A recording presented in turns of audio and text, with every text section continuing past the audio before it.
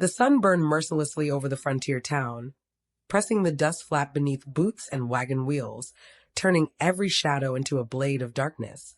Men gathered in the square, swarming toward the rough-hewn platform where business was about to be conducted. Their voices carried a mix of laughter, hunger, and cruelty, the sound of wolves dressed in dusty coats. The platform itself, crooked and splintered, bore two figures in chains. Young Chinese women, their wrists bound in iron cuffs, their faces streaked with sweat and defiance. They stood close together, hand against hand, clinging to the last dignity they could muster in a place that wished to strip them bare. The sheriff, a grizzled man with a scar that cut his lip into a permanent sneer, lifted his hand. "Boys," he drawled, "you know the rules.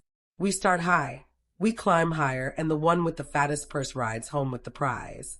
His words drew whistles and laughter. Some men muttered about their usefulness, others about their beauty. A gambler in a long coat tipped his hat and grinned, like a predator baring teeth. The women lowered their eyes, but their bodies remained rigid, braced against humiliation. The crowd pressed forward. Numbers were shouted, coins clinked, the bidding as impersonal as if they were cattle. A rancher near the front, shoulders broad as a barn door, leaned on his revolver and named his price with a growl. The women flinched. Their whispered words, soft and musical in a tongue foreign to most ears there, passed between them like a prayer. The older one squeezed her sister's hand, her eyes flashing briefly with a courage that cut through the din. At the edge of the crowd stood a man who did not laugh, did not whistle, did not shove for a better view. His name was Jack Avery, though no one in town cared to remember it. His hat brim shadowed his scarred cheek, and his boots looked ready to fall apart. His pockets, truth be told, were almost as empty. Yet his eyes fixed on the sisters with an intensity that set him apart from the men around him. For a moment his mind drifted to a girl's face, his sister, stolen years ago by raiders on a night when he had been too slow, too weak, too young. He had carried that weight across every mile since, drinking against it, gambling with it, trying to bury it in saloon dust. But here, in this square, watching these women chained before a jeering mob, the wound reopened. The bidding surged higher. The rancher's voice thundered over the others. The gambler raised a hand lazily, confident in his gold. The sheriff grinned wider, savoring the profit. Jack felt his chest tighten. He reached into his coat, pulled out a pouch, and without hesitation hurled it onto the platform. The heavy clink silenced the crowd for a heartbeat. Dust settled. Every eye turned toward him.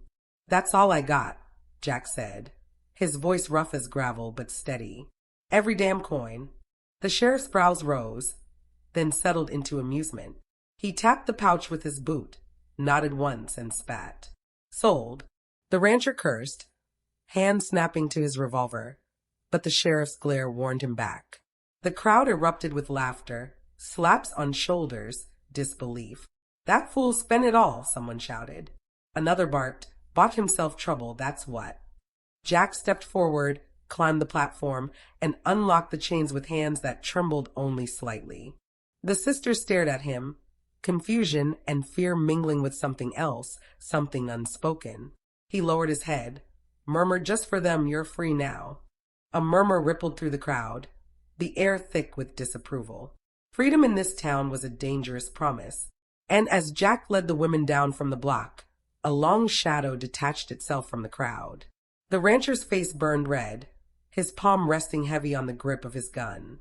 The sisters clutched each other tighter, their chains gone but fear still shackling them. Jack felt the heat of the man's stare, knew violence was close. He squared his shoulders, though his purse was empty and his past already heavy. Whatever storm was coming, he had chosen it, and there was no turning back. The rancher's hand twitched toward his holster, his eyes blazing with fury, but Jack moved first. His revolver cleared leather in a blink, the barrel flashing like lightning. A single shot cracked through the tense square, striking the dust at the man's boots and sending him stumbling back with a howl. The crowd scattered in chaos, curses and shouts filling the air as men ducked for cover. Jack grabbed the sisters by the wrists and hissed, "Move." They did not argue. Chains clattered uselessly at their sides as he dragged them through the throng. weaving between wagons and startled horses until the town fell behind them. The sisters kept glancing back, their breath quick, their steps stumbling. Jack did not slow, not even when his lungs burned. The sound of voices carried behind them, men calling for rifles, dogs, horses. Trouble was coming fast, and he had just bought himself more than he could pay. When they reached the corral on the town's edge, Jack swung onto his horse, then reached down with a growl. Up, both of you, unless you fancy waiting to die here. Their hesitation lasted only a heartbeat before they scrambled onto the saddle, clinging to him tightly as he spurred the horse into the wilderness. Night swallowed them. The prairie stretched endless, a sea of grass under a moon sharp as a blade. Jack kept his pace relentless until the town lights dwindled into memory. Only then did he slow, letting the horse catch its breath. The sister's hands loosened from his coat.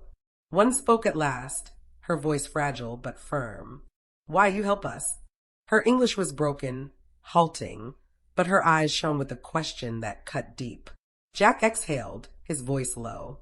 Because no one helped my sister when they came for her. I don't reckon I can change that, but I can damn well keep it from happening again. Silence lingered, heavy but not cold. The women exchanged a look, a faint softening in their posture, though fear still lingered in every glance they cast over their shoulders. By the time they reached a grove of cottonwoods, the night had grown bitter. Jack dismounted, tied the horse, and crouched by a clearing. He struck flint against stone until sparks caught the dry grass, coaxing a small fire to life. The women sat near it, shivering, their hands folded close to their bodies. Jack unrolled his coat, tossed it across their shoulders, and muttered, "Don't worry about me. I've slept colder." His attempt at humor drew a flicker of a smile from the younger one, a crack in the fear. As flames licked upward, the sound of distant hounds broke the fragile peace. Jack stiffened, listening. Riders were searching already, voices carrying on the wind. He gestured for silence, then guided the sisters deeper into the grove. They'll be close soon. We need to keep moving. The hours that followed tested them all. Jack led them along creek beds to hide their tracks, urged them to step only on stone, and taught them to cover footprints with brush. He carried the weight of their fear, forcing lightness into his voice whenever despair threatened. You two are quieter than most outlaws I've known, he joked once, though sweat dripped down his brow. The older sister finally replied, her tone steady. We survive. Always survive. Her words, though simple, carried a strength that surprised him. By dawn, their legs ached, their eyes red with exhaustion. Jack found a hollow beneath an overhang of rock and motioned them inside. They collapsed against the stone, grateful for even a moment's rest. Jack leaned against the entrance, revolver ready, eyes scanning the horizon. For the first time since the square, he allowed himself a breath of relief. But just as he closed his eyes, a rifle cracked. A bullet struck the rock inches from his head, spraying dust into the hollow.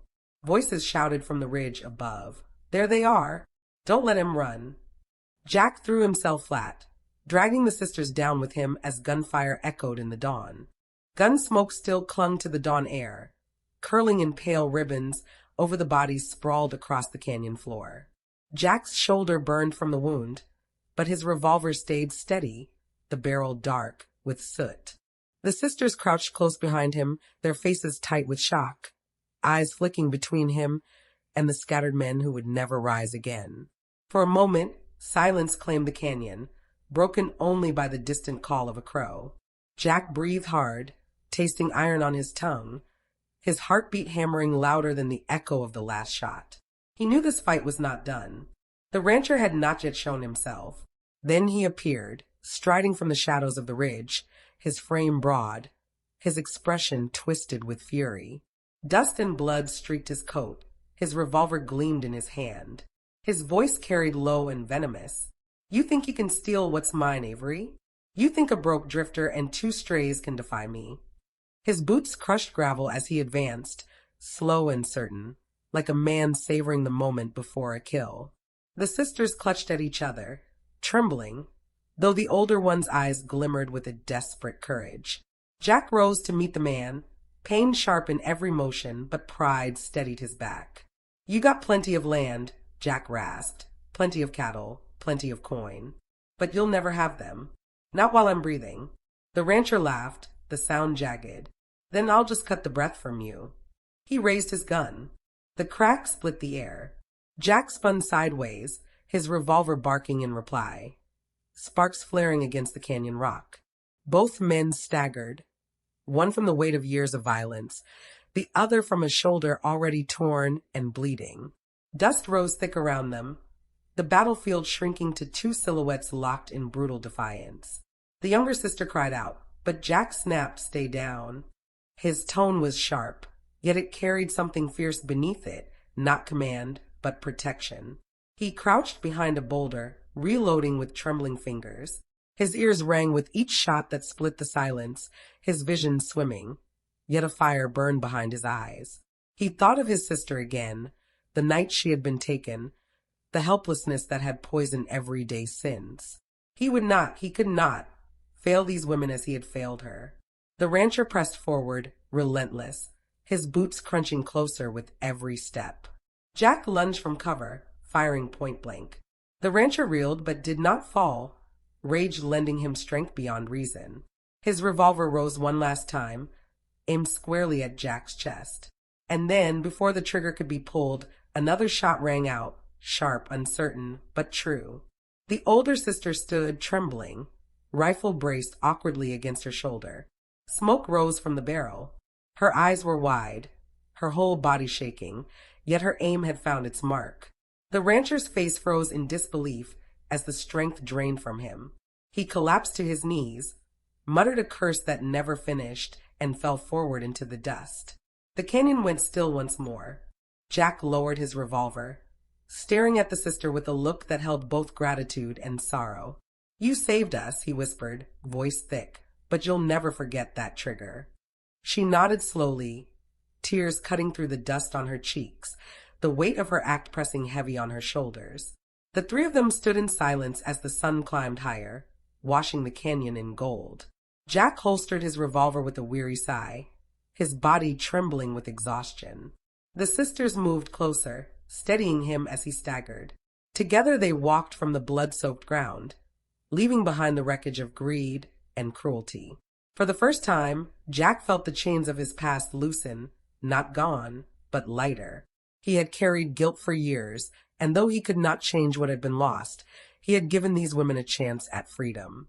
At the canyon's edge, the wind rose, lifting dust into the endless sky. Jack glanced back once, then forward again, his jaw set, his eyes burning with something almost like peace. The West had taken much from him, but in this moment, with two strangers at his side, he felt he had finally taken something back.